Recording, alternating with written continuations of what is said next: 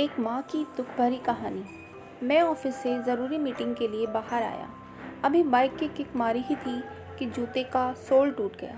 अब ऐसे कैसे मीटिंग अटेंड करता। सो लगा ढूंढने किसी जूता रिपेयर वाले को।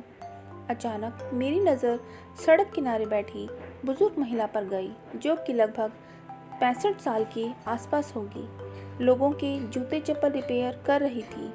पहले मुझे कुछ अच्छा नहीं लगा, फिर मीटिंग का ख्याल आया तो उनके पास पहुंच गया। बातों बातों में मैंने पूछा, माँ जी, आप ऐसा काम क्यों करती हो? वो बोली, बेटा, सब कर्मों का फल है। मैंने पूछा, कर्मों का फल मतलब? वो बोली, बेटा, मैं और मेरे पति शुरू से बेटा चाहते थे, इसलिए हमने 2 बेटियों को कोख में ही मार दिया। उसके बाद 2 बेटे हुए। बड़ी उम्मीदों से उनकी परवरिश की, पढ़ाया लिखाया, उनकी हर छोटी बड़ी इच्छाओं को पूरा किया। धूमधाम से दोनों की शादी की। बस उसके बाद दोनों बदल गए। मेरे कहने पर मेरे पति ने घर कारोबार सब कुछ दोनों के नाम कर दिया। बहुओं ने हमसे भेदभाव करना शुरू कर दिया। कई बार लड़ाई होती, बदले में हमें भूखे सोना पड़ता। मेरे पति ये सब सहन नहीं कर पाए और चल बसे। बस बेटे बहुओं ने बार बार किसी न किसी तरह सताना जारी रखा और एक दिन घर से बाहर ना जाने क्या क्या कहकर निकाल दिया।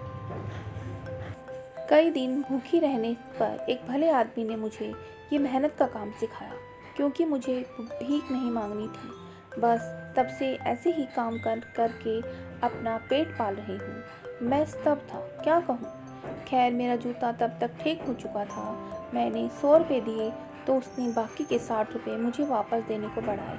मैंने कहा, रख लीजिए बेटा समझकर, कुछ खा लीजिएगा, मगर उसने साफ मना कर दिया। बोली, नहीं बेटा, बस अगर कुछ करने की इच्छा रखते हो तो इतना करना, अपने माता पिता को कभी दुखी मत करना और अपने आसपास भी किसी को ये अपराध करने मत देना। कौन जाने कब किसे कैसे ऊपर वाला उसके कर्मों का फल दे दे। उम्मीद है आपको कहानी अच्छी लगी होगी। कहानी पसंद आई तो प्लीज़ वीडियो को लाइक और मेरे चैनल को सब्सक्राइब ज़रूर कीजिएगा। कहानी पूरी देखने के लिए आपका बहुत बहुत धन्यवाद।